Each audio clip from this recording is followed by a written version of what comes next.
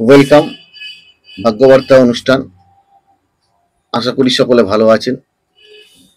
আমাদের জীবনে বুধকে বিশেষ প্রাধান্য দেয়া হয়ে থাকে। এই বুধ গ্রহকে আমাদের জীবনে চলাফেরার, মেন্টাল স্যাটিসফাই, মেমোরি, এখান থেকে পিতৃব্য, মাতৃভ্য বিচার হয়ে থাকে, বাবার দিক, মায়ের দিক।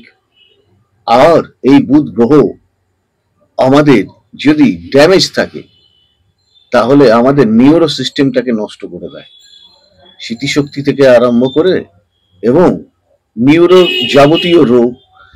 এমনকি আমি দেখেছি যাদের দ্বাদশে বুধ থাকে, এইরকম ছেলে মেয়েদেরও দেখেছি যে দেরিতে কথা বলে বা বিভিন্ন রকম নিউরোর প্রবলেম এসে তাদের স্মৃতিশক্তিগুলো নষ্ট হয়ে যায়।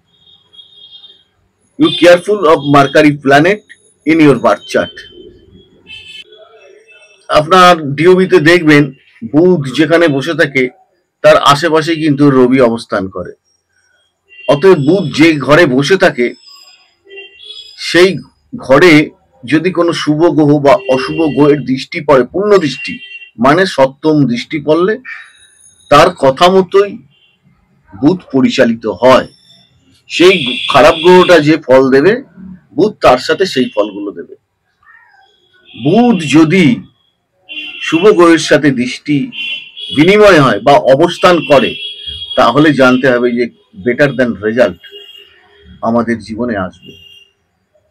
বুধ যদি আপনার শুভ জায়গায় বুধাদিত্য যোগ সৃষ্টি করে তাহলে জানতে হবে দারুণ একটা যোগ সৃষ্টি করলো।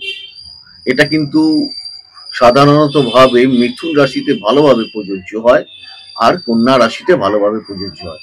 তাহলে কি হতে পারে? জাতক বিদ্বান হতে পারে, লেখক হতে পারে, ডাক্তার হতে পারে, উকিল হতে পারে, সুবক্তা হতে পারে, আর সুন্দরভাবে মানুষকে বোঝানোর ক্ষমতা রাখবে, মাস্টার মাইন্ড অফ টিচার। পূর্ণিমার চন্দ্রের সহিত যদি বুধ অবস্থান করে, আর হচ্ছে আর চারটে নক্ষত্র রোহিণী, অস্তা, শ্রবণা, ধনিষ্ঠা নক্ষত্রে যদি বুধ চন্দ্র একত্রে অবস্থান করে তাহলে very important rules of your life, ভালো একটা আপনাকে সুযোগ দেবে এবং সেই সুযোগে দেখা যেতে পারে আপনি যদি ডু টু অ্যাপ্লাই মানে যদি আপনি প্রয়োগ করেন সেই প্রয়োগে আপনি উত্তীর্ণ হতে পারবেন, মানে সফল হতে পারবেন। যারা আমার এই অনুষ্ঠানগুলো দেখছেন, লাইক, শেয়ার, সাবস্ক্রাইব করুন। আমি অনেক আপনাদের ইনফরমেশন দেব গ্রহ সম্বন্ধে আর ধর্ম সম্বন্ধে। আপনারা ভালো থাকুন, সুস্থ থাকুন, অন্যকে ভালো রাখুন। নমস্কার।